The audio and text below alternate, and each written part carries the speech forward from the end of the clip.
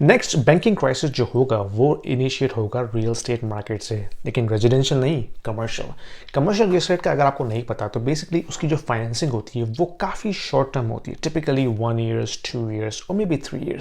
2008 से लेके अब तक जो ग्लोबल फाइनेंशियल क्राइसिस हुआ था उसके बाद से जो इंटरेस्ट रेट था वो ऑलमोस्ट जीरो पे आ गया, यानी कि जो कॉस्ट ऑफ कैपिटल जिसको हम कहते हैं that is almost nothing and the capital is coming up free of cost, जिसकी वजह से जो एसेट्स हैं जहाँ पे कैपिटल अट्रैक्ट होता है वो इमीडिएटली जो है वो इन्फ्लेट होना शुरू हो गया। इसके बाद हमने एक रेजिडेंशियल रियल एस्टेट मार्केट में बूम तो देखा, साथ ही साथ हमने इक्विटी मार्केट में बूम देखा, लेकिन जो कमर्शियल रियल एस्टेट मार्केट में बूम देखा that is something that we have to pay attention to it today.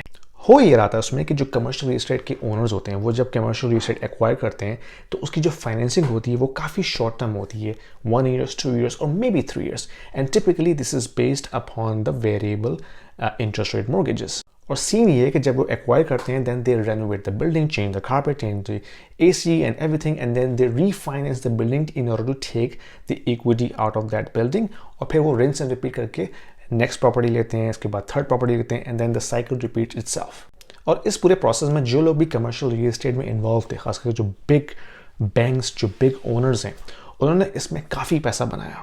Now the tide is changing, अब इंटरेस्ट रेट 0% नहीं है, अब वो बढ़ के चले गया 6% के ऊपर, और इसकी वजह से जो कॉस्ट ऑफ कैपिटल है वो मल्टीपल फोल्ड्स बढ़ गई है। तो जिन रियल एस्टेट ओनर्स ने लास्ट 2 ईयर्स में प्रॉपर्टी एक्वायर की होगी, now they are coming to renew their mortgage terms. जब वो रीफाइनेंस करेंगे अपनी कमर्शियल रियल एस्टेट प्रॉपर्टी को, now they have to refinance it at 6, 7 और 8%, हु नोज।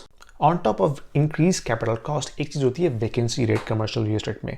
जो वैकेंसी रेट जो है वो डिटरमिन करता है उसका कैप रेट। कैप रेट क्या होता है कि जो प्रॉपर्टी की जो नेट इनकम है उसका प्रॉपर्टी की वैल्यू का अगर हम रेशियो निकालें that determines the cap rate.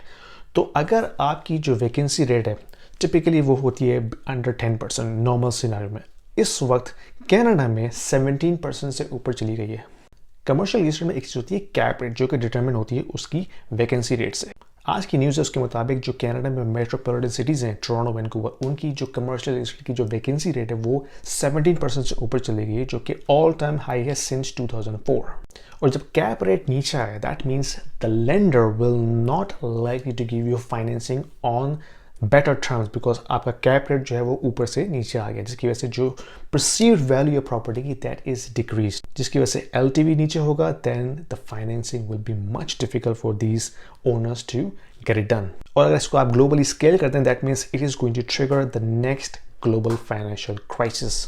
Follow me for similar content like this.